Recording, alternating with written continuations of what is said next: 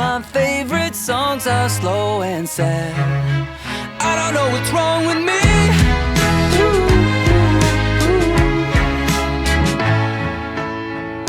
Welcome to the Sad Song Queens podcast, where we dive deep into the songs that make us cry. I'm Laura Webb. And I'm Lindsay Wolfington. Today we are talking with Hrishikesh Hirway about his song Home Movies.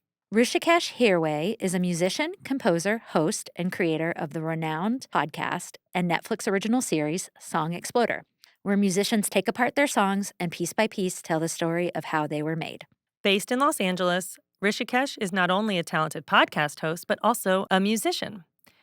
He has composed the original score for the New Line film Companion, the Netflix series Everything Sucks, and the video game The Red Lantern. Laura even worked with him, right, Laura? I did. We first worked together on a film called Save the Date back in 2012 that went to Sundance. And I first knew him as a composer, and it's been really fun to watch his growth, influence in the podcasting space, and his musician projects. He also co-created and co-hosted the award-winning food podcast Home Cooking with chef Samin Nosrat and TV podcast The West Wing Weekly with actor Joshua Malina. In April 2026, he will release his fifth album, In the Last Hour of Light, produced by Grammy nominee Phil Weinrobe, and featuring collaborations with Iron and Wine, Kevin Morby, Ken Pomeroy, and more. The new album is lush, beautiful, and melancholy. And Hrishikesh is an old friend, so we look forward to diving in with him today about his song, Home Movies. So grab those tissues and let's get into it, because we all need a good cry. And now, Home Movies by Hrishikesh Hirway.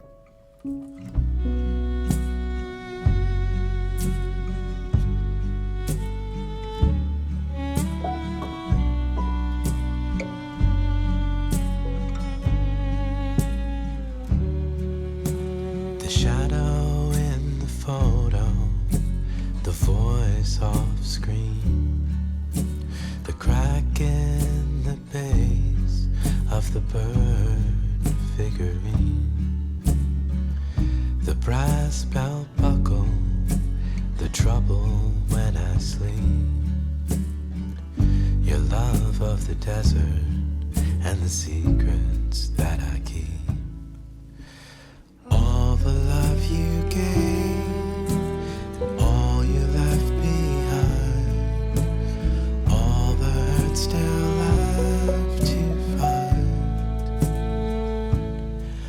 Haunted,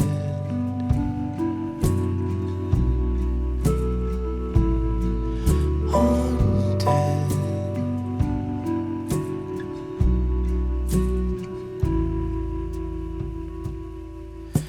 I stand just like you used to, one leg off the ground, and sit a little easier when there's no one else around. I put new strings on your dusty mandolin.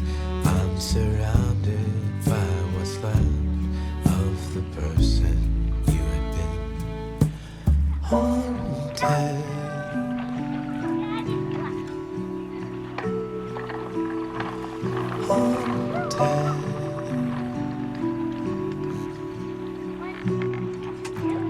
Do it. Go ahead.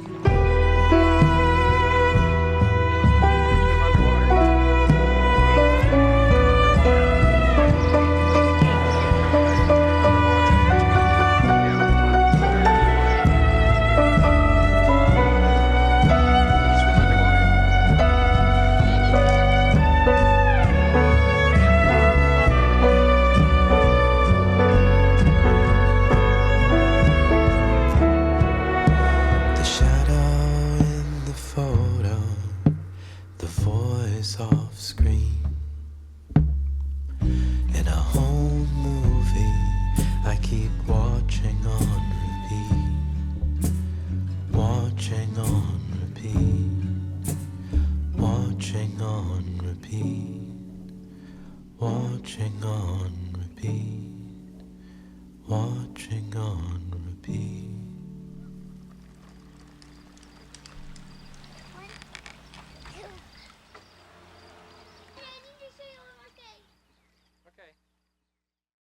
Welcome, Hrishikesh. Thank you.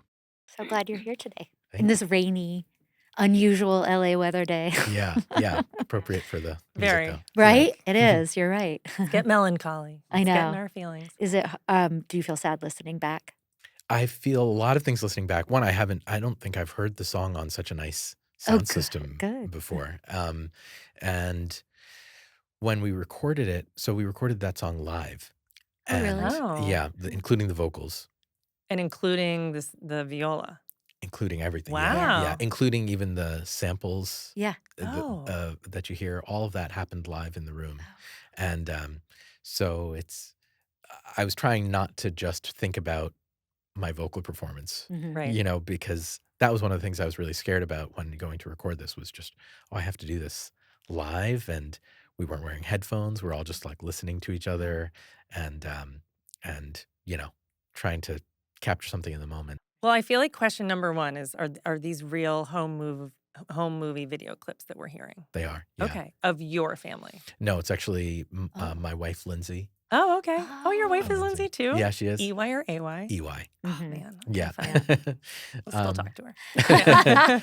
Yeah, it's Lindsay and her father. Oh, wow. Yeah. Oh. And had she found them recently? Was that part of like the impetus for writing this song? A little bit. I mean, not recently, but within the last 5 years or so, I think, her family had found it, and then she went and digitized a bunch cool. of them. Nice. And so then we had a day where we just watched a whole bunch of them. Oh, Yeah. that's Did cool. she lose her dad or? Yes. So she lost her dad about a week, 2 weeks before we met. Oh, Yeah. okay. So I never met him. Oh, yeah. But she had gone through this crazy life change, and I had no idea. We Yeah. actually like went out on a few dates, and I didn't know. And then at a certain point, she was living in New York and I was living here, Mhm. so it was kind of long distance. Didn't she do I remember this right? That she like found you on MySpace or? Oh, we originally Yeah. wrote to each other. I wrote to her on MySpace. That's really cute. So Yeah. that must have been a long time ago. It was a long time Okay. ago. Yeah, this is 2007 we're talking about. Yeah. Yeah. Okay. That's when you met. That's when we met. Okay. Yeah. Cool. And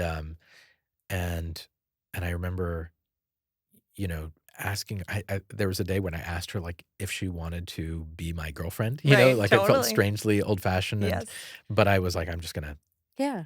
try and make it clear Right. what my intentions are. And I was like, and she said no. And I was like, oh, I really thought things had been going so well. So I was kind of taken aback.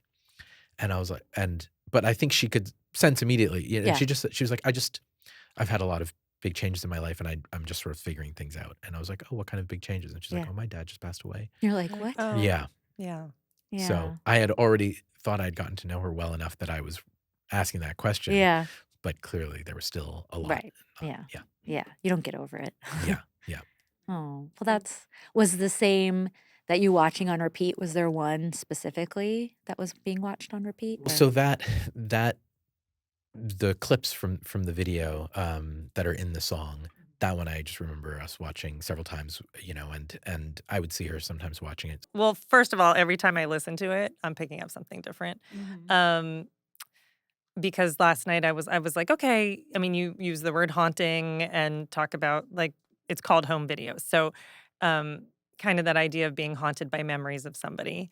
But then some of the lyrics you have in here took me to a darker place, right? Like the secrets that I keep, trouble when I sleep. And like right after the belt buckle, I was like, oh no, is this like memories of like an abusive relationship? But I also took from that sometimes fear makes you like pick up on things that you don't normally pick up on. And then listening right now this morning, I was just more picking up on the things that people leave behind haunting you, right? Like I think when people pass, there's a lot to clean up and organize, right? There are things, physical things that people leave behind in addition to how they made you feel as a human and maybe grappling with that. Yeah. Well, I guess I'm wrong off the bat because I have a lot of questions mostly, but I because I thought I read maybe that this is about your mother. Mm. But maybe yeah, so I had thought, and So I think I was listening through that, guys. But there were songs on the album about that. Okay, yeah, okay. So I was more like, wait, I hear your dad, but it's Lindsay's dad, not yours. So I was like, wait, is your mom the one filming it? Like, I was like, I don't hear her. The line that gets me is, I'm surrounded, what's left of the person you had been. I mean, that's universal, right? Like, yeah, that's beautiful. Yeah, I was like, how old are you? How old is Lindsay in the video? She must be maybe 6, I think.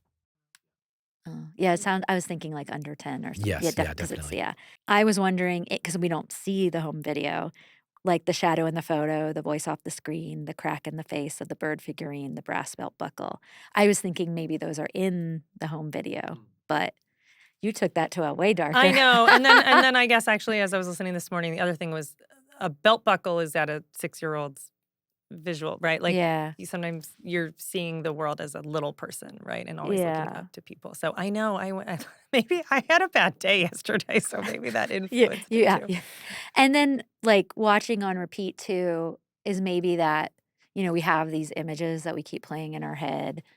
Like, I know I certainly do. And, is that also more like, yes, there is this physical, but also the home videos or memories in your head that Yeah. you relive kind of was one of my thoughts, questions, maybe. Yeah. Yeah. Yeah. I mean, How'd we do? you caught a lot of it. Okay. Yeah. Okay. Yeah. The song was really kind of my attempt to paint a portrait of both Lindsay's father and my experience of Lindsay's relationship with her father, which I've only experienced, Right. after his death. Right. So my relationship to this person is just through her relationship with him. Yeah. And so I was trying to kind of honor what I've seen her kind of going through, and also do it through the lens of my own experience. Mhm. My experience of Lindsay's father is just this sort of evidence, right? I have Right. no like firsthand experience, but in our house we have all these things that used to belong to him. The bird figurine, is a thing that we have. It's by the door, in our house, and the belt buckle is not Okay, not was quite like- as dark. I was like, why did we pick this song? You're like, oh, this is getting dark. Yeah, I mean, it's not a not dark story, Okay. Yeah. but the brass belt buckle was more just like I was trying to pick little objects that represent my sense of who he is, which is he was like a little bit of like a cowboy. Okay. You Yeah, and know? those are cool ones. Yeah, Yeah. exactly. And Lindsay still has, this belt buckle that belonged to him, just like the things of his that she has saved. They had a very complicated relationship, and yeah, and he died by suicide. So that is like a whole other thing that complicates all of this. And in those home movies, things are still good. Like it's before sort of the darkness kind of settled around him. And I think, if you were to ask Lindsay, she had a really nice childhood, and things got darker later. So watching those, you can't ignore what happened afterwards, but it's a chance to kind of relive a moment where things were different. Yeah, and you to see him in his essence. Yes. And Yeah. I could, and it was Yeah, for and hear his a chance for me to voice. hear his voice and see his Yeah. face. Yeah. But a lot of times, he was also sort of the photographer in the Okay. family, So and that's a lot the of times shadow he's of the- and uh-huh. he's holding the camcorder Okay. sometimes. So yeah, there's a picture of Lindsay where they're on the beach and he's not in it. He's taking the picture, but you can see the shadow Yeah. with the sun stretched, behind him. yeah, behind him. So I thought that's a really poignant Yeah. metaphor for sort of like how he exists in our life. I didn't get Mhm. to see him, but this shadow kind of has stretched across the decades that I've been with Lindsay now. Right. Right. The mandolin that I mentioned, that's sort of Yeah. one place where I'm kind of subbing my own experience in, because Lindsay's family gave me her father's mandolin and guitar. And he played music. He played music, Mm. yeah. And so I have that guitar and mandolin, and every time I use them, like I just, of course I think about him. Yeah. So mostly I'm trying to write from Lindsay's perspective about her father, Yeah. but it's also my sense of it. Right. Yeah. Right. I love so much of this. When you talk about the home videos and those early times being these really positive memories. Because I think about that as we get older, it feels like childhood was awesome. Well, I mean, or for for and it's many, not but for not always. everybody, Yeah. but as you get older, are you just becoming more aware of the darkness or like troubles or whatever it is? Or because I mean, everything's fine. I'm privileged to have had a fine life and, through now. But I'm like, is it like the naivete? Like, is that the beautiful thing about being young that makes everything rosy? Or that adults often protect children? Or is it this just like development of awareness and then also becoming the responsible party? I'm a parent now. And so definitely my like anxiety or like awareness threshold went up as I had kids. Um, I don't know. It's something I think about. So I think it's cool that you're also talking about it. Yeah, I mean, so much of the album is about that question, kind of wondering, is there a way at my age and like through all the things that I've lived through and all the people that I've lost and sort of all the things that I've learned, all the hard lessons, is there still like a chance to feel the kind of magic that you felt when you were young? Did your family take home videos? No, I mean, we Yeah. had a camcorder for a second. I remember there was like Yeah. a video of my sister's high school graduation. Yeah. That's the only one. It might have been Yeah. belonged to somebody else because Right. I don't remember us having one, but Yeah, we weren't a camcorder family either. Yeah. And yeah, I just like what I'm thinking, what I was sitting there thinking is like, yeah, you don't know it's going to be the last time. Yeah. Like my dad had Alzheimer's, so I didn't know. You're in the moment, and you're like, oh wait, no, yeah, no, he's not going to even remember this kind of thing. And like, I wish I had memorialized it more, but you don't. You're in the moment, and you're just not thinking about it. But yeah, and I have that regret, obviously, because you're like, oh, I just want to, pictures, but it's like to see them in their essence is like a whole other thing. Yeah. Yeah, there's the song on the album that is about my mom is called Your Voice, and Okay. it has the lyric "Losing the Sound of Your Voice" because I Yeah. don't have any recordings of her. Oh, did you I save any voicemails? Or? no, because for the last decade of her life, she kind of had lost her voice as part of she had a neurodegenerative condition, and her voice was kind of the first thing to go. So it's about that a little bit. Like she was losing her voice even while she was still alive. And then, but the version of her where she was laughing, she was the storyteller of our family. All of that stuff, I don't have any evidence of it. All that exists is in my memory. Yeah, and that's hard. Yeah. Yeah. I mean, thank God you had those memories. Yeah. But yeah, that's really tough. Yeah. But I wish I had home movies like I know. Lindsay Yeah. has of her family. Maybe someone will find it. Yeah.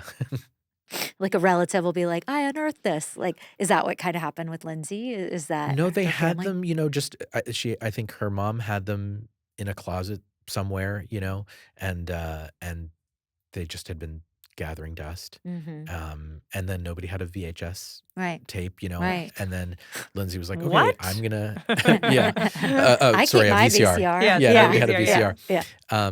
And then Lindsay just took them all, sent them to a place, got them all digitized. Well, let's talk about making the album. I think in the description of it, you had lost your mom and your dad was also like in the hospital while you were writing it. Yeah. Talk to us a little bit about making these songs and where you were. Yeah. I mean, I think what we were talking about before, just like that idea of can you still feel the things that you felt when you were younger and everything felt open and hopeful, and once you lose that naivete, can you still have those kinds of feelings? I feel like when you're making music, when you're making art of any kind, you're reaching for that stuff, or like it has to be born from that. But so much of getting older feels like the calcification of hope or something like that. That's a good way of putting it. That like you've learned all these lessons that make it feel like your world has just sort of settled around you, and it's harder to change things. And you start to see like, oh, these are things. This is the world that is, as opposed to when you're younger, you see the world as the things that could be. Or you're like, oh, okay, everything's shutting down. Yeah. in life. You're like I literally am we were talking about like, okay, when will I retire? Do I have to work till I'm 80? You know? Yeah, yeah, You're like, I really don't want to. yeah, yeah. I think like being this age is an interesting crossroads because I've started to look at things more from the side of endings hmm than from beginnings. Right. And yeah, and yet I feel hopefully I'm in the middle of it, Yeah. and um yeah, that's why the album's called In the Last Hour of Light. I was gonna ask about the title. Yeah. 'Cause, yeah, that's an ending. It Yeah. sounds like things are ending soon. Yeah. Yeah. But it's not over. Mhm. It's not the end yet. It's just like, Because the sun will rise tomorrow. yeah, Yeah. well, there's that too. Yeah. Yeah, Yeah. yeah. Um, yeah, just trying to sort of recognize like, oh, how does time um dictate what our feelings are gonna be? Like can I fondly think back and like experience nostalgia in a way that's like sweet, or is it only gonna be a thing that gives me heartache because it's just about stuff that's gone and will never come back. Right. Well, this song has that. I mean, it's one of my favorite parts is when right after or as the home movie clip, the first one plays and you guys go into this instrumental section that is passionate viola and like I love the almost like imperfection in the piano playing. Um, but it's kind of this intense haunting thing that feels familiar to me. I feel like there are other songs that have that kind of um intensity to them, and that's what like I love about it. And I love that it's like a little bit like weird for lack of a better word. Yeah. It is not very hopeful, that moment. And yet you chose to put it at the end of the album. Is that why it's the last track or any thoughts on that? I think the way that it just ends with Lindsay's and her father's voice, it just felt Right. like the perfect kind of encapsulation of this feeling of you can hear that it's a recording. Yes. It's not like I'm recording someone on a night. You can hear Yeah. that it's an old VHS tape. Yeah. And so it captured this idea of like thinking about things that are gone, but looking at them right now, being in the present, thinking about the past, thinking about things that are gone. hmm Yeah, it just felt like the natural way to. Right. What did Lindsay do when she first heard it? She cried. Yeah. Yeah, Yeah. yeah, and I know she sent it to her brother, Oh. who I'm really close with as well, Mhm. and but I just they had their own conversation about Sure. it, but he listened to it and she told me that he cried as well, and it means a lot to me that I am so close with their Yeah. family. Um, I officiated my brother-in-law's wedding, and he and my sister co-officiated Lindsay and my wedding. Oh, that's So that's awesome. we're lovely.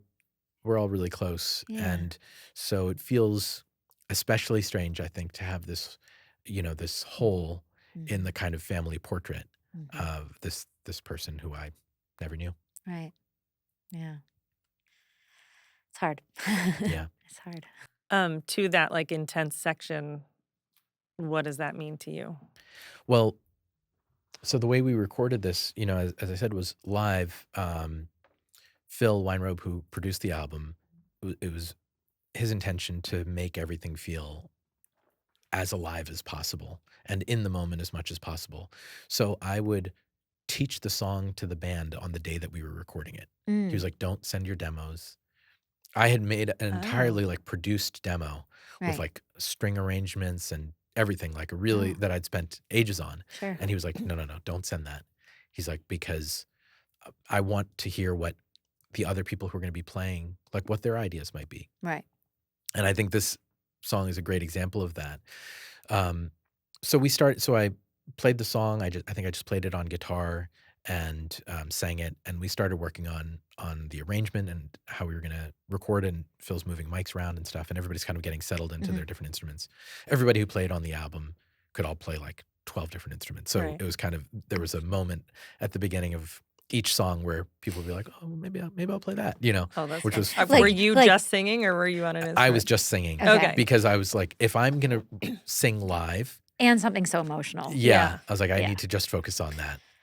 Yeah. So, so we kind of all took our relative positions and we played through it a couple times and it was sounding nice. And then I stopped it. We didn't do this for every song, but I stopped after the second take and I said, hey, like, I don't know if we'd even gotten to takes yet, but we were pretty far in the process. And I said, let me actually just explain a little bit about what this song is about because I feel like it might be helpful to know. Mm-hmm.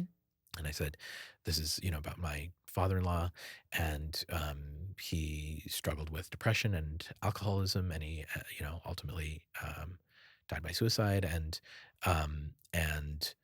in the demo, which none of you have heard, I have these clips of the actual home movies that I'm singing about. You can hear my wife and her father Are they speaking. at the seaside or there's like water, right? They're in a pool. She's in a pool Okay. at their house. Yeah. Okay. I was picturing like the rocky beach. Yeah, And I yeah. don't know. That was where my Yeah. mind. No, she's like, got floaties on and Oh, she's in, cute. yeah. Oh. And Phil, wanted everything to happen live. So, but he said, well, do you have those clips? Because I'll play them for everybody. And so we pulled up, so we just like took a short break. I had the demo like on my Dropbox, the Pro Tools file. Yeah.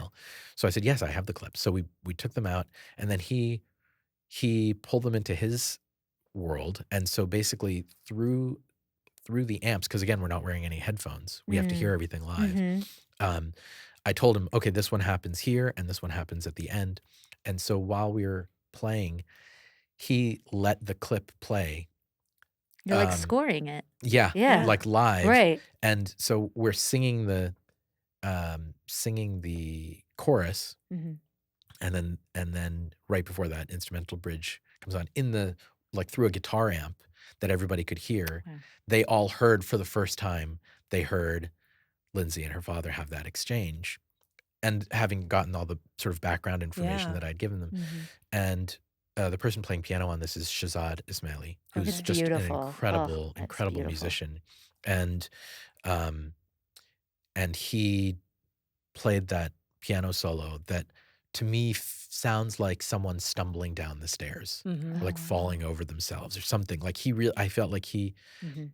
captured an image of Mhm. my father-in-law that again, none of us in the room had met him, but Mhm. it really felt incredible and broke my heart. And Wow. Yeah. I just thought that was a really special moment. And then we finished and we were like, well, that's the take. So only one, or you'd been practicing. We'd done like sort of. two kind of, Yeah. Yeah. figuring it out, but then we did that one and then we were like, well, Wow. there's no point in doing it again. And what I noticed today that I hadn't noticed, there's background vocal? You have a harmony, don't you? Yeah. Or- So, Ken Pomeroy, do you know Okay. the I know his singer-songwriter? name. I don't know him, Her though. name actually. Oh, yeah. I definitely don't know her then.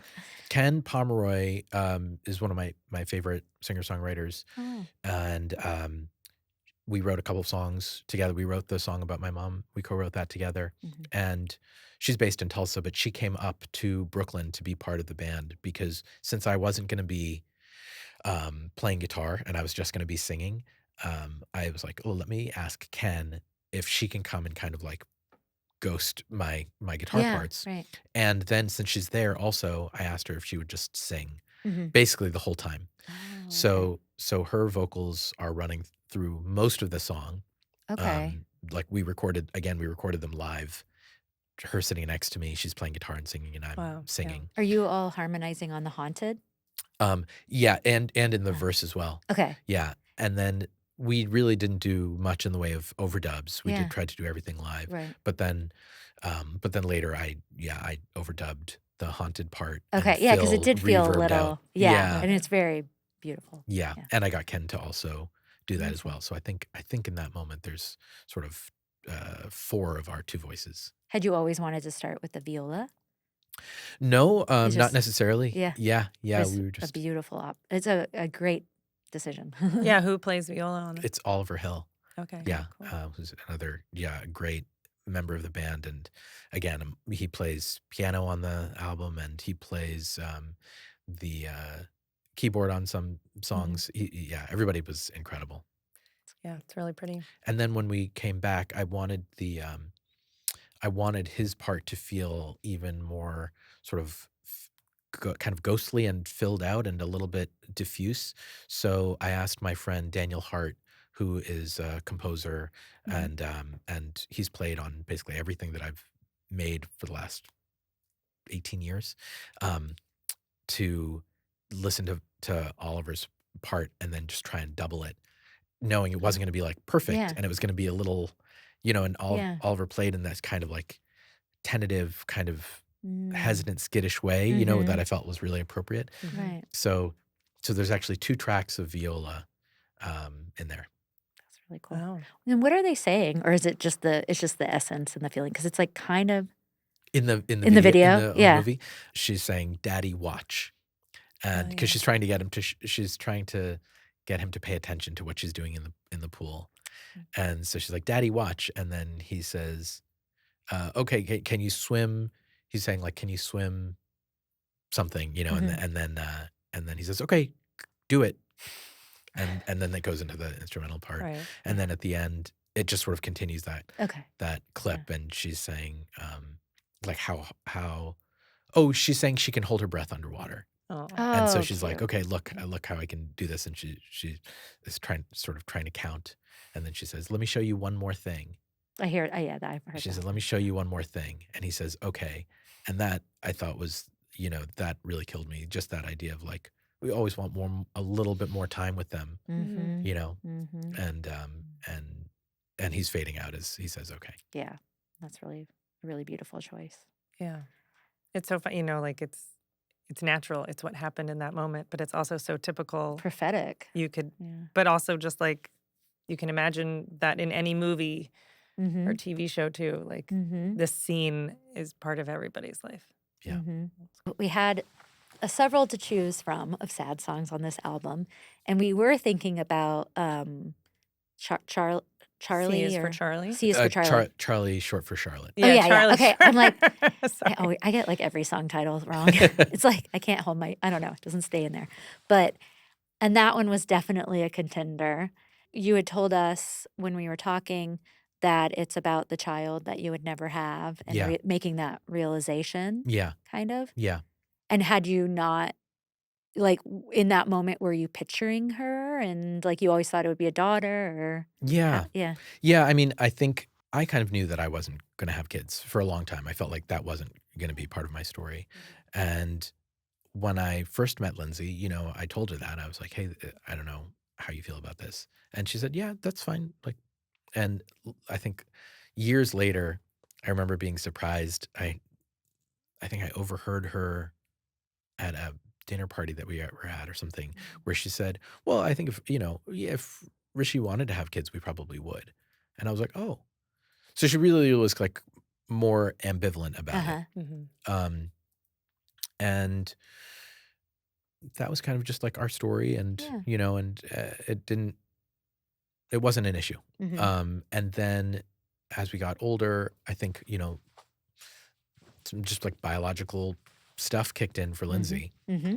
and It happens. yeah, and we started to have conversations about it in a different kind of way, where it was like, she was like, I feel like my body is saying one thing, even though my brain is saying something else. Mm-hmm. And we, there came a moment when we really felt like we really had to make a decision, Mm-hmm. about what was going to happen or what wasn't going to happen. Mm-hmm. And, one of the things that kind of clarified stuff for us was hearing our friend talk about their decision to not have kids, which was that, like, I think as an artist, sometimes you have to be so definitive and so intentional about what you're doing with your life. Mm-hmm. You can't do anything arbitrarily, because if you want anything to happen at all, like, you have to bring so much passion and so much drive to it, and so much focus. Mm-hmm. And having a child just wasn't something that we felt that way about. Mm-hmm. Even as my own feelings kind of went from being like, I don't, this isn't something I want, to oh, this is a nice idea, but I don't think it's right. Um, I started to recognize that, like, yeah, if there's everything else in our life we feel so strongly about and so sure about, and you have to in order to like move forward. Mm-hmm. And if this was something that we didn't feel that way about, then it wasn't going to be. Right. It clearly wasn't the right You would have decision. made it happen if, Yeah. yeah, I mean, knowing you, you're a very talented, driven person. You're good at many things, even graphic design. For another movie that you didn't work on, but this producers we had worked with together, he had done the one sheet, right? You did the one sheet. And I was like, is there anything you can't do? But anyway, like, yeah, you would have made it happen for sure. Yeah. If it was meant to be, I feel Yeah. like the fact that we didn't know told us that we did know. Yeah. Right. Right. Right. But at the same time, our friends were having kids, and there were also so many like wonderful children around us, and my sister had a kid, and I think closing the door on that idea also, I think it just like it made me sad. We had had enough discussion of it, and we talked about it in such real ways that I did have some sense of like what our life with a kid could have been. Mm-hmm. I daydreamed about it enough Mm-hmm. that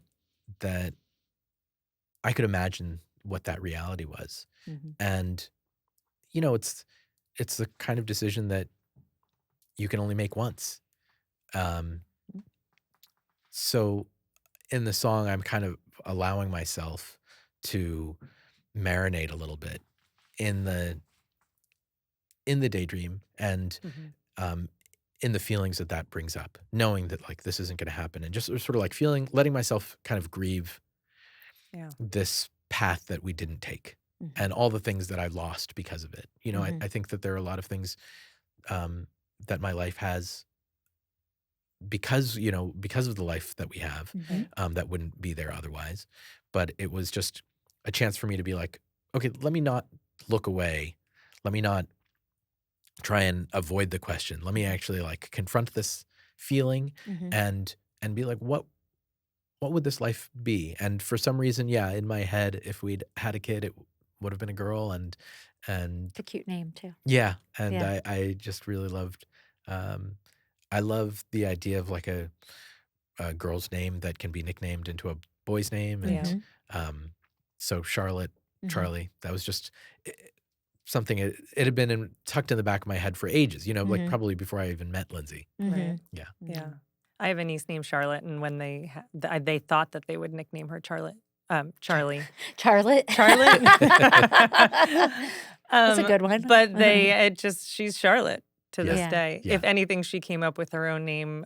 She used to call it, she'd be like, Shasha, want to do so. We Yeah. call her Shasha for fun, but Yeah. like nobody else does. Yeah. Yeah. So, yeah. Had your wife had she always thought she would have a girl, or did she have any thoughts in her? No? No, I Yeah. mean, she wasn't. She didn't really have those kinds of Yeah. fantasies, Yeah. which was again, I think, an indication for us that Right. yeah, it wasn't something that we had to do, and so we should really leave it to people who do have that kind of, oh, I can't wait to have a Yeah. kid. I can't wait to have a family. Yeah. I mean, I feel the same way. But I'm also at peace with it. I love being an aunt. I was love going to say, I feel like being ha- an aunt really fills that part of you Yeah. in some way. And now you being know? a dog mom. Yeah. and I'm close with Lindsay's kids and many of my friends, and it's great because I can be really present for them, and Yeah. I like that, and then I get to get my sleep and everything at night. Yeah. So. They sleep now.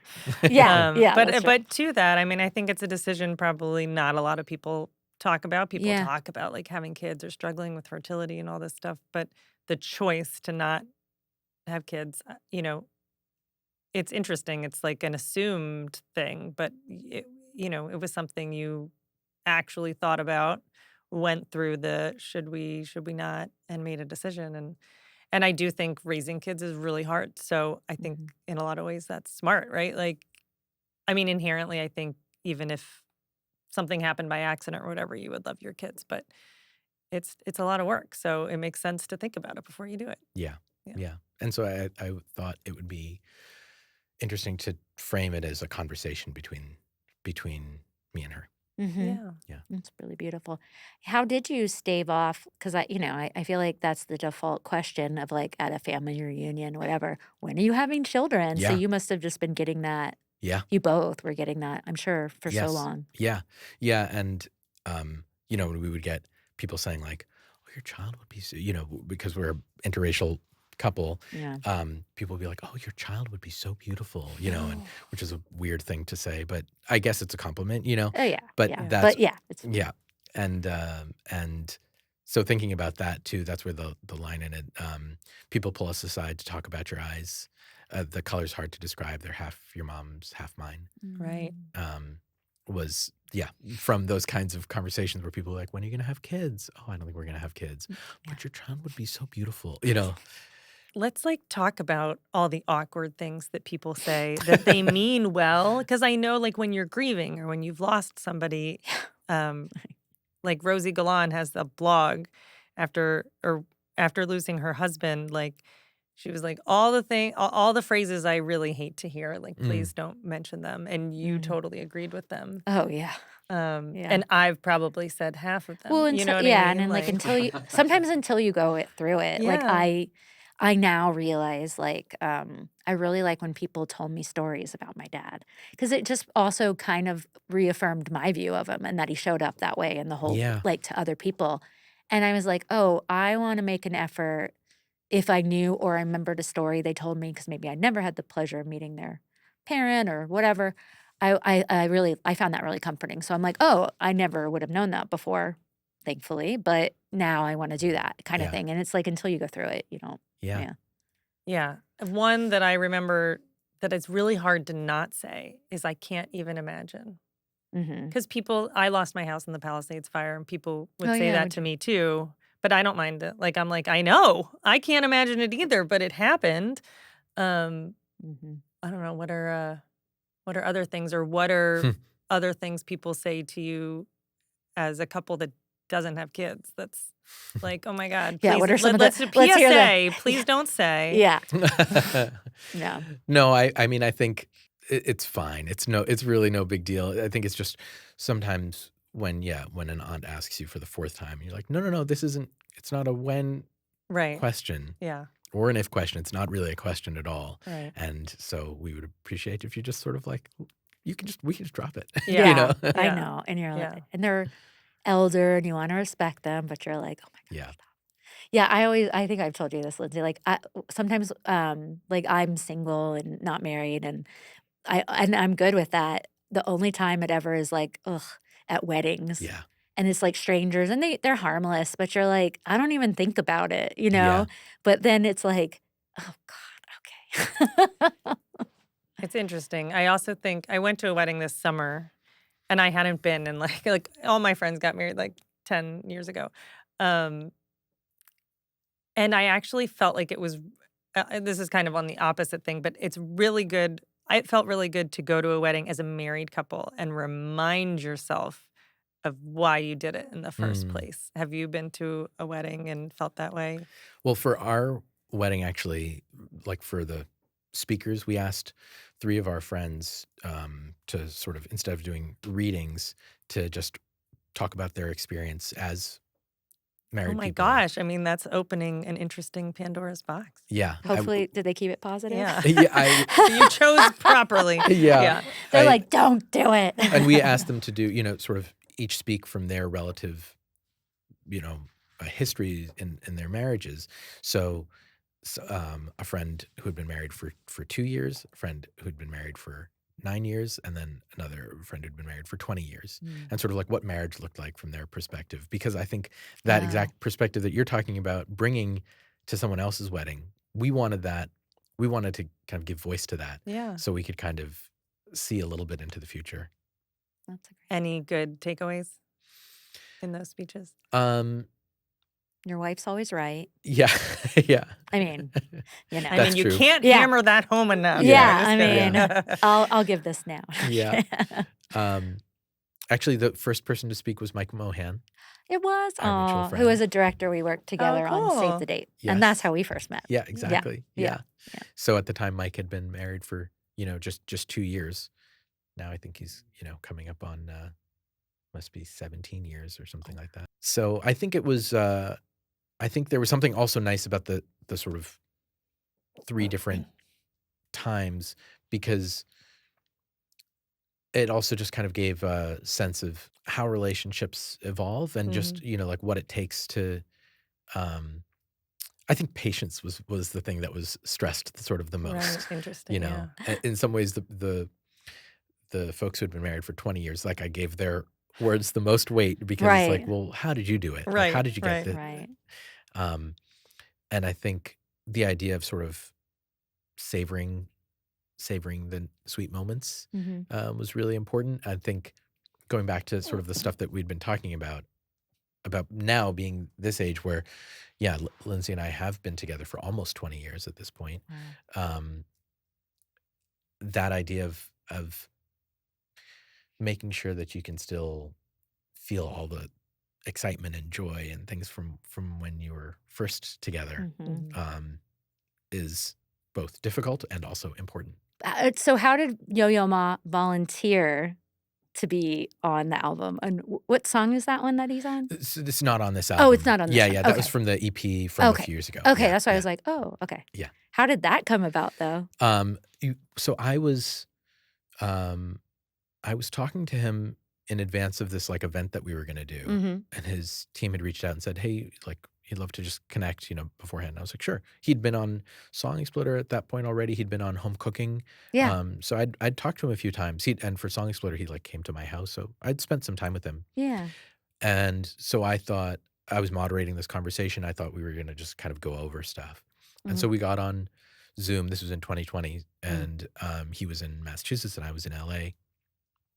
And I started telling him, like, here's the thing. And he just kind of wanted to chat. We just kind of caught up, and I kept on trying to like do what I thought was my work, which was explain the format and, prep him for tomorrow. But he was so sweet and kind and curious about me. He just kept asking questions about me and my life. And I think I realized later that he just wanted to kind of get to know me, since we'd had these conversations before, but he was just like interested in having Connecting. Yeah, exactly. That's cool.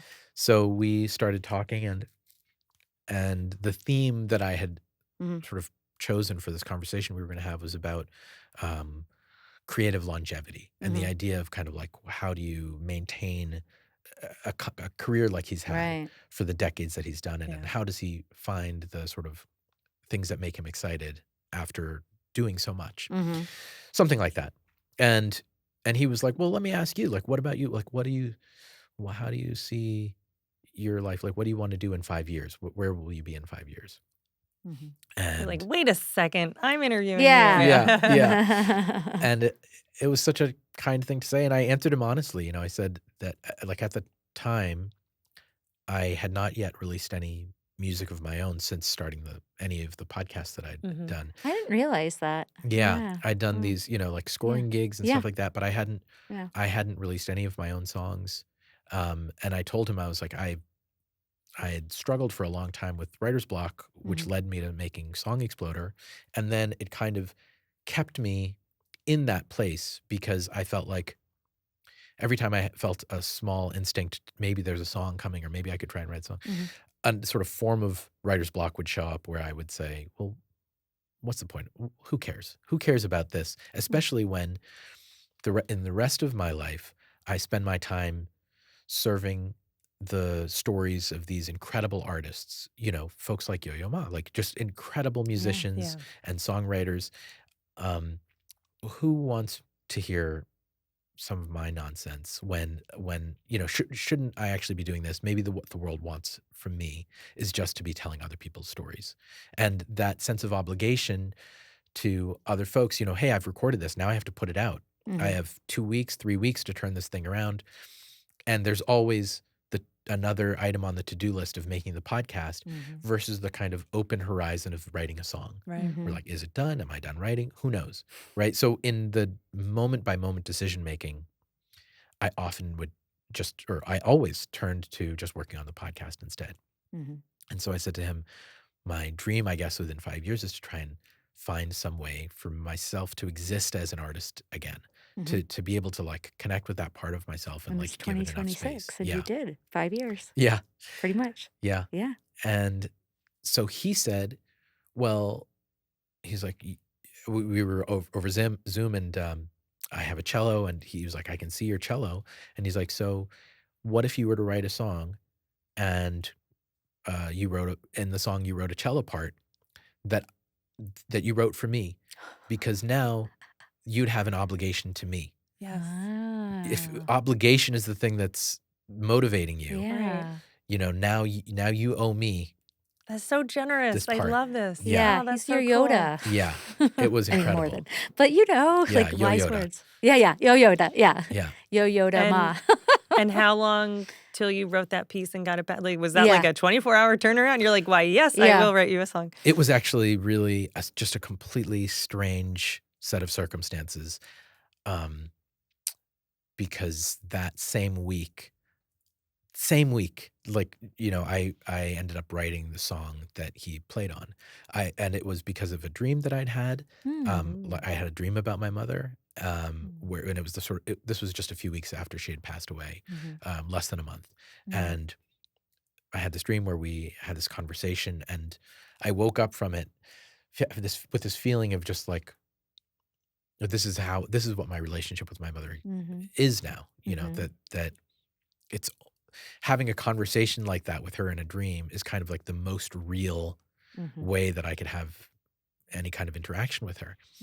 And I woke up, and I happened to already have on the calendar a co-writing session with my friend Jenny Owen Youngs. And it was the first time that we had this was the first sort of bit of songwriting that I had done in years.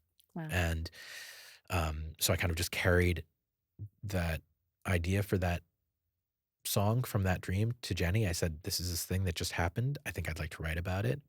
Wrote about it, wrote that song. What was the dream? The dream was this very mundane kind of memory of the kind of thing that for a while my mom and I were the only ones who lived in our house. My sister was away at grad school, and my dad for work had moved away. And so for a while it was just the two of us. And but I was old enough that I would kind of like, I'd go to bed later than my mom. I would kind of like stay up, and when she'd go to bed, and often she would ask me to bring her a glass of water, and she'd be watching TV, and she'd be in bed, and I'd go and I'd get her water, and I'd bring it to her, say goodnight, like leave the cup of water by her bedside, and then I'd go and like read, whatever. Yeah. Eventually go to sleep. And in my dream, it was sort of like that scene kind of playing out, and then it progressed to us being outside. We were sitting outside. It was nighttime, and it was raining, and she was still like in her like nightgown, and like as if that moment had continued. Yes. And Dreams are weird like that. yeah. Yeah. And we were outside on these steps in the rain, and we were just talking, but somehow in that there was this understanding between us that she was gone, and I told her that I missed her, and she told me that she missed me, and she was also the version of herself before her illness. She was sort of a younger version of herself. Aren't those that was gifts like, yeah. Yeah. I know. So I could, because like I said, she had lost her voice, so I hadn't been able to have those kinds of conversations yeah. with her for a long time. So It's making me yeah. I like that. Yeah. Yeah. I'm So sorry. that was, I told this story basically to Jenny. I said, this is what the dream was, and I just want to try writing about that. And I had written this finger picking part a couple weeks before, when I'd gotten home from her funeral. I got back to LA, and I remember sitting on the couch and had played this thing, and I wrote it, and it actually reminded me a little bit of Iron and Wine, who was No, somebody that that's my so mom great. also loved. She did? Yeah. Oh. What was her favorite song? Well, I got to tell Sam this when we met. Yeah. I played her Upward Over the Mountain from Creek Drank the Cradle, and she cried listening to it. And I'd never seen her like cry about a song before. Yeah. But that one, it's about a son singing to his mother. And she was in LA visiting me, and it just really hit her.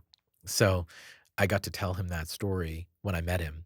she'd been gone for a couple of years at that point. So anyway, all of this stuff is really special, Yeah. and I think for a while, this idea of Song Exploder being this sense of obligation, there was some part of me that I think kind of resented it Mhm. a little bit, where I was like, I'd created this trap for myself almost that kept me from making music, and maybe, you know, I'd stymied my own dreams. Mhm. Um, and then I eventually got to a point right around this time when I had this conversation with Yo-Yo Ma, and then, in the years since, Mhm. where I was able to start making music again, and some of these friendships that I've made, Mhm. through the people I've met through the podcast. I mean, most of them don't turn into genuine friendships, but a few of them have, and um, then being able to work with some of those folks, to be able to like have Iron and Wine on a song, or have Yo-Yo Ma on a song, Mhm. I'm like, oh, this only happened Right. because of this Right. Right. path that I took, Right. that Yeah. for so long made me feel like I was staying away from my music. And so right now it feels a little bit like I finally managed to kind of braid the two parts of my life together, and like the past and the present. And so it feels like it's changed my relationship to music, but it's also changed my Good. relationship to making that podcast. So did you carve out time? Like, were did you stop doing the podcast to do the music to focus, or were you still trying to do both? I was trying to do both, and I Okay. made a little system for myself where Yeah. it was like basically Fridays I would work on music only. Okay, good. I would turn off like any other obligations, and and it meant that, okay, well, now I have to do my work that I would normally do on Friday, on Saturday and Sunday, but I was used to working on the weekends anyway. Right. So one of the things of not having kids is like every day is the same. Like there are no weekdays or weekends. And that was a good trade. And it wasn't ideal in that, like, it's not like I can work on music every single day. Yeah. But even just being able to work on it one day was Really focused and That like sacred space of creation. Yeah. Yeah. And some days a Friday comes by and like you don't write anything, nothing Yeah. happens. Yeah. And if you're writing every single day and you have a sort of a non-writing day, it's not that big of a deal because maybe tomorrow you'll have another day. Yeah. Here I'd have to wait a whole other week. So that's part of the reason why it's 2026, and Right. now Yeah. I have an album. Yeah. but Yeah. it took how long it took. You kind of have a successful podcast, so I was going to say also, right? Like you're most, very good at that too. Like I know, Totally. but yeah, like, and most people look at you and think, oh my gosh, how successful is he? Yeah. He has Song Exploder. You have 2 other podcasts. And and you're live very shows successful, and- but yeah. also there's still this desire in you to maybe do something else. I Yeah. think that's yeah. also something you learn as you get older, is you find that more and more. Like the people you think are like on top have other things they're I striving know, for too. That's true. One of the reasons was, I lost my dad, and I didn't even realize until later that we've been doing it. My dad and I used to sit and read lyrics, and he would call Oh, me. wow. And we've had so many yeses. The fact that we're a year in, well, longer because of the prep, but a year in of recording, and that there's been so many yeses and so many people of the relationships that we've built in our music supervision career, and just hopefully showing up as a good human, that so many people have just been like, I'll help you. I'll help you. And I don't even think to ask. And they are like, no, let us help you. Yeah. And I think part of it is my dad sprinkling us with some, Oh, I do. Yeah. I do. And it's like, that's what I did with him. And I Yeah. didn't even realize, you know? Yeah. So it's like your mom's there, definitely, Hmm. sprinkling and making those connections and Yeah. the dream. And yeah, she's there. Yeah. What is the name of that song? The Iron and Wine song? No, Or the one the with Yo-Yo Yo-Yo Ma mom song. Yeah. It's called Between There and Here. Oh, very cool. Isn't that also how Paul McCartney wrote, like, Mother Mary Comes to Me? Didn't he have a dream about his mother? I don't know. I feel like that was in that Beatles documentary. I don't know if there's anything right now you're composing or working on. No. Yeah, you're Yeah. like, there's only so many hours in the day. Yeah. Yeah, he's like, I just told you I only have Friday. I know, right? I Yeah. know. You're right. You're right. All right. Well, then let's jump into what are some of your favorite sad songs? Well, there was one sad song I thought it might be cool to talk about. It hasn't been a song that's like a long, it's not a song that I had a long relationship with, but it's a song that I got introduced to by Lindsay because her father used to listen to it. Oh. and it's called "You're Not Standing Like You Used to" by Kate Wolf. Oh, Oh, Do you know this song? no, not at all. yeah. So the song "You're Not Standing Like You Used to," Uh-huh. I heard it because Lindsay played it for me. She said this is a song that makes her think of her dad, and in fact, like when she wants to think about her dad, she would put this on. In a way, I think it kind of functioned like a home movie for her because it's a song that he used to listen to a lot. And so in home movies, in my song, there's a line, "I stand just like you used to." Oh, yeah. That's a sort of a reference to this song, Oh. and also a reference to the fact that Lindsay will sometimes do this funny thing where She stands on one leg? she stands on one leg and puts the other leg like on her Yes. thigh, it's almost like like a a yoga flamingo. pose. Yeah, it's Yeah. almost like a flamingo kind of looking thing. And her dad used to do Oh, that, that's so funny. and I've seen like a picture of him doing that, and yeah, that's just I don't know, it's just one of those Yeah. things where like it's not just facial features, but like mannerisms that you Yeah. inherit from someone. Yeah. It's not something she thinks about, but yeah, so that's why it's I stand just like you used to, one leg off the ground. I was Yeah. curious about that. Okay, that's great. Yeah, and breathe a little easier when there's no one else around because they're both Introverts? introverts. Yeah. Yeah, I had that as I didn't get to it, but yeah. I was gonna say, I was like, wait, yeah, that makes sense. Yeah. Yeah. So this song was one that it was sort of one of those pieces of evidence for me, like kind of part of the jigsaw puzzle of who this person is. Yeah. It's beautiful. Her voice is so of a time and place. Some others. Well, I thought, again, to kind of go along with home movies, I mean, there's so many. Sad Yeah. songs is really, I think, the reason mean- why I make music. Oh, good. Yeah. Yay. I think, like, and it's I the got reason why into we it. listen to music. Yeah. I feel like I got into writing songs because of, You like sad songs. yeah, it's So really, what was one of the first ones then? one of the first ones. Or like can high we- school years, Yeah. What? I mean, we could even talk. I was looking back. I was like, oh, what was the 1 a.m. radio song we used on One Tree Hill? And it was Brittle Filament. Oh, which is instrumental. I know. And only a minute long. But I remember also being like, but it's so beautiful and Oh, sad and thank you. haunting. And I remember I played it and I was like, oh, yeah, I loved this song. Oh, thanks So, so much. Yeah. Thank you And for it could, doing I that. was like, this could totally qualify for an episode. Yeah. It would be a very Oh, short awesome. episode. Yeah. It's only a minute. That But was the first, yeah, that was so, There's stories behind it. yeah. that was such a special moment when that happened. Oh, thanks. Yeah. I was thinking about the Big Thief song, Mythological Beauty, Okay. because I think that that's such a gorgeous portrait of someone. I think in a way that, like, I can only hope to reach for, that song just breaks my heart. And I feel like it's such a rich and complicated portrait of, I think it's about Adrienne Lenker's mother. And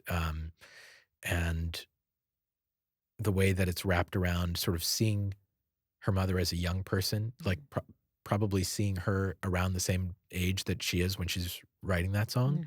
And the way that your feelings around your parents and people of that generation complicate when you get to a certain age. Yeah, that song just kills me. Where did you first come to know it? I think, gosh, yeah, Big Thief I've been listening to for so long, but I can't remember when I first got introduced to them. It might have been, well, I certainly already knew the band when they did the podcast. But I can tell you also, like, because I love the band so much that then I fell in love with Adrienne's solo stuff. Her solo records really just blew me away. And because of that, I ended up working with Phil Weinrobe, the producer, because he'd co-produced her Yeah, we saw stuff. that in the That's bio you awesome. sent. Yeah. Yes, that's right. Yeah, Okay. so really, like, I don't know exactly when I first heard them, but listening to them led me to make this record, like led me to the experience like we talked about with Shahzad and that piano part, because Phil has such a particular way of working, and that came out of his work with Adrienne. And Since you said you're a songwriter because of sad songs, what was one of those songs like when you were young that you were like, I want to make music like this? Nick Drake and Elliott Smith were both big ones Yes. for me, as I'm sure for so many people. But Elliott Smith's voice and lyrics were so interesting because I think he was on this sort of like knife's edge between anger and sadness. And he had this fragility that really pointed out this idea that like under anger is like hurt, Yeah. which is a concept that it took me so long to sort of understand that like actually anger is like a surface feeling and there's something underneath that, and so much pain is underneath that. And then, but I felt like he encapsulated that so clearly in so many of his songs. And when I first started listening to him, I was listening to a lot of punk. I grew up playing in hardcore bands and stuff like that. And I think Elliott Smith appealed to me and to so many folks in that world because you could hear that like this kind of like fiery punk spirit, even as he's singing with an acoustic guitar, a very And quiet and delicate right, song. right. Yeah. Yeah. I think it's like, I feel like he's universal, as everyone can acknowledge. Just doesn't matter what your leaning is towards. It's like, that's just good. Yeah. Yeah. And that's just sad. And Yeah. sad. The I know. story. I know. Yeah. It's like, as you were saying, because like I've always felt this way about Nick Drake too, but maybe it's colored because of their tragic Yes. story. But I remember even when Elliott Smith was alive, because he was alive when the Good Will Hunting soundtrack, right? He Yeah. was. He Okay. was, yeah. But it always felt sad anyway. But now is it colored that by our Yeah. past reflection of both of them just don't seem long for the world. As like Jeff Buckley, I feel like that too. Like he was just this like delicate presence that we got to briefly get to know, and then Yeah. they Yeah. weren't going to be here. I don't know. And then when I started actually like making songs of my own and starting under the name of the 1AM Radio, and I was putting stuff out, I got into Cat Power because of the same thing, like Yeah. just her voice, even before you started to pay attention to what the lyrics were, which were incredibly heartbreaking, just her expression of anything had this fragility and this melancholy. It was so palpable. And then, the song Metal Heart by Cat Power, that one is it just breaks me. Yeah, actually, it was. Oh. Yes. Okay, Okay. good. So, yeah. So I had my first kind of like big breakup after kind of in my freshman year of college, Okay. and right around that time, I also met a person who would end up being in a band. I would be in a band with.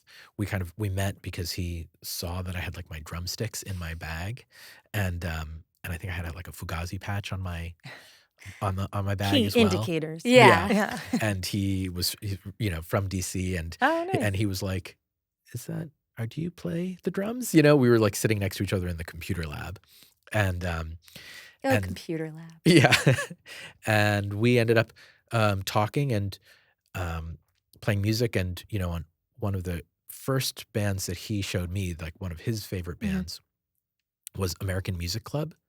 Mark Eitzel's band from Oh, I know Mark San Francisco from Eitzel. back in the day. Okay. Okay. And there's a song that he showed me that he was like, the drums in this song are incredible, and it's called "Apology for an Accident." Okay.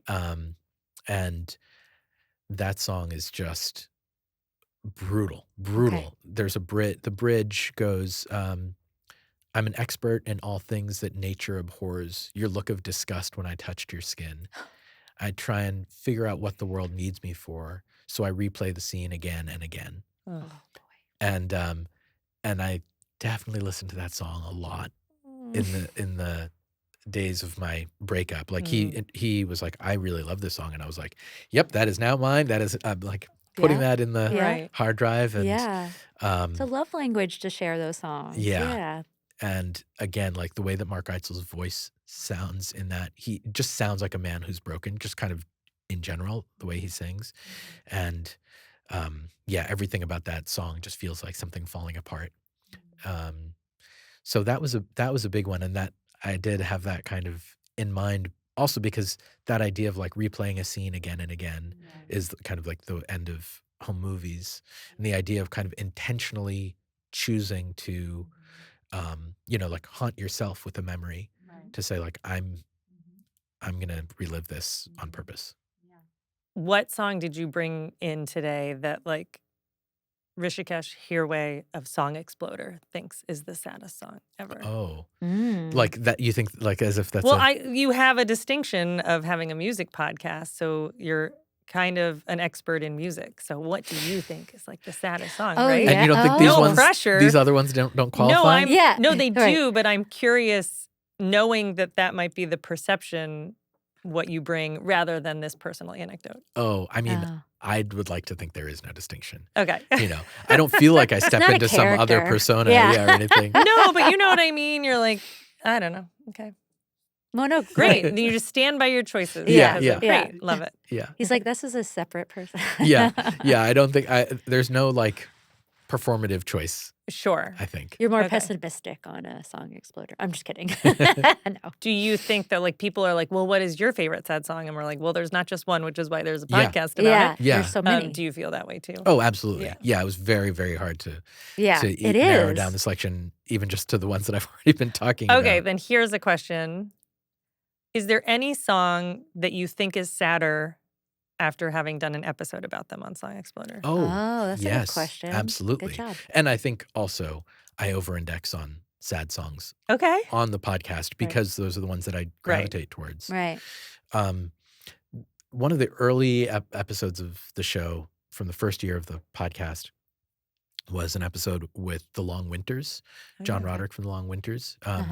He has a song called "The Commander Thinks Aloud." It is a song that he wrote from the perspective of the crew of the Columbia space shuttle as it was Oh my God. Oof, Yeah. chills. Okay. re-entering and basically getting destroyed. Did you know that going into that's what it was about? I could I did know a little Okay, bit about it. yeah. But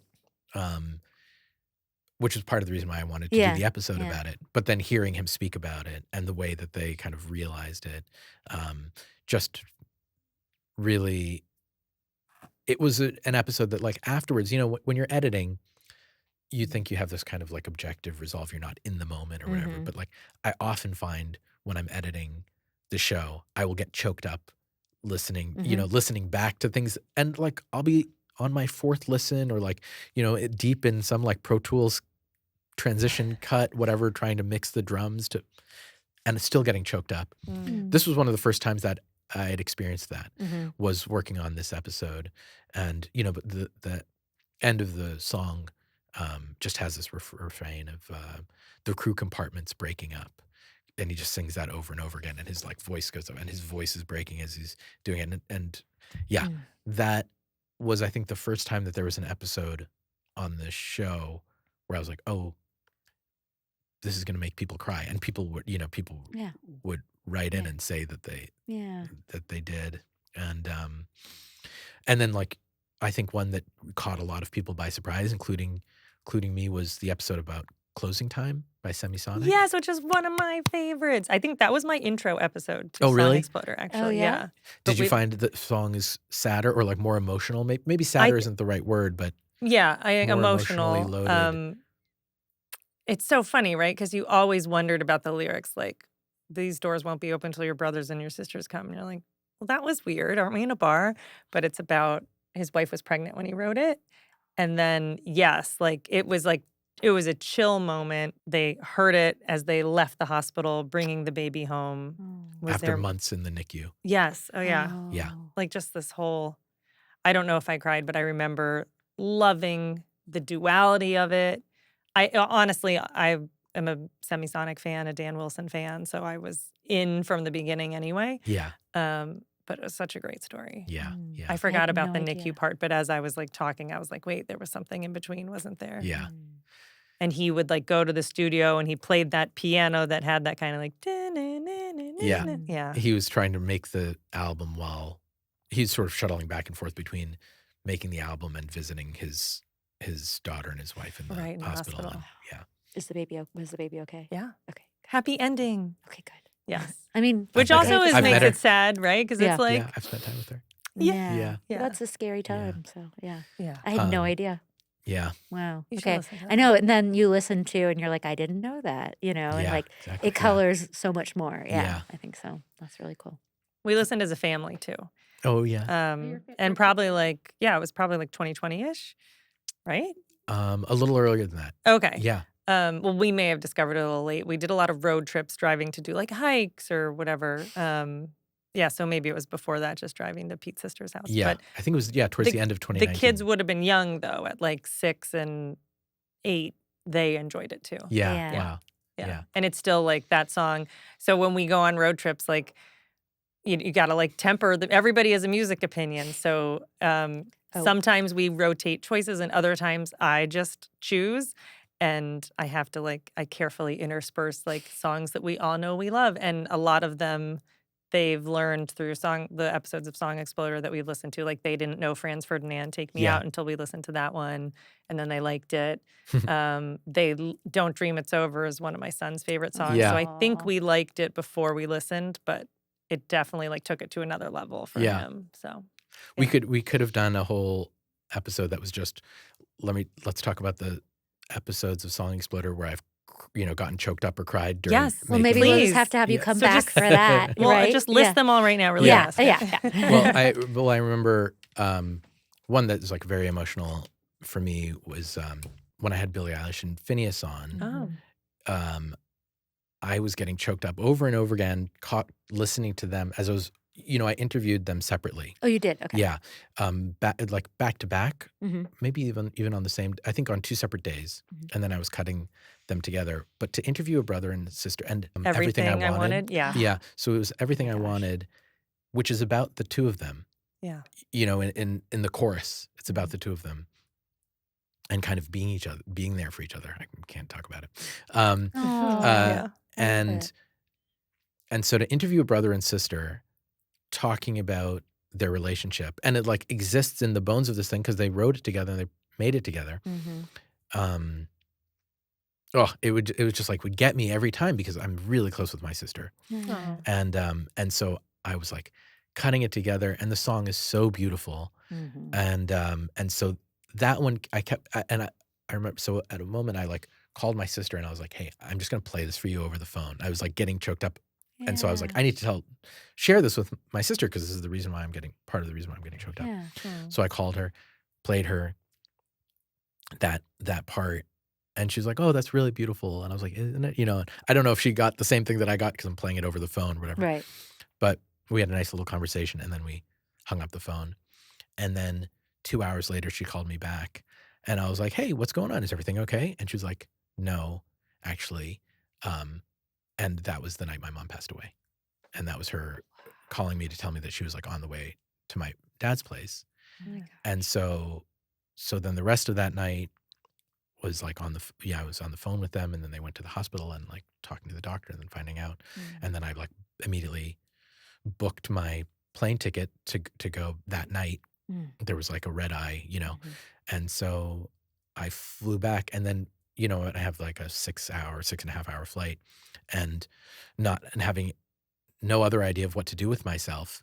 I moved my episode to the laptop, and I kept working on it, and I edited the rest of the episode on the plane, flying from home. And it had started in this kind of emotional place, just thinking about family in one way. Mhm. And then so that episode is that song is super emotional for me, not just because of what it's about on its own merit and the story that they Right. told, but because it also is connected to me in this, Yeah. very, Very personal. Yeah. Yeah. Yeah. So you'll always remember. Yeah. Yeah. I'm gonna re-listen to that episode. yeah, Who was your dream interview that you got? Bjork. Ooh, very cool. I haven't Yeah. listened to that one. Yeah. That's really cool. She was somebody, from the conception of the show that I was like, this is the kind of artist Yeah. that would be, perfect for the show and would be a dream to have. Yeah. That's It's awesome. 10 years in, or 11 now, right? Or 12. 12? Oh my gosh. Okay. Wow. Where does time go? Yeah, Do you still get oh my gosh, they said yes? Do you still get that? absolutely. Well, thanks so much for being with us today. Yeah. This Thank was you. so Thank fun. you for being so open and honest and Yeah. sharing this emotional subjects with us. Well, thanks for making a podcast about my favorite thing. Okay, Yay! great. Thank you for joining us today on the Sad Song Queens, because you always need a good cry. We will link these songs on our show page as well as on our Spotify playlist. So be sure to check it out. Please also like, comment, and subscribe wherever you find podcasts. It really helps us keep doing this. Huge thanks to Hrishikesh Hirway, Tomi, Mary Dolan, Night Shop Management, Chase Allen, and Amanda Siebert-Skinner. Thank you to Rob Seals and the Songwriting School of Los Angeles for letting us record live in their studio today. Special production thanks to Rob Seals, hey, Avery Piantadosi, Keahu Kahuanui, Jordan Lindsay, and our producer, May Rogers. Our theme song is All My Favorite Songs by Weezer, and our outro music is by Wyatt Rouse.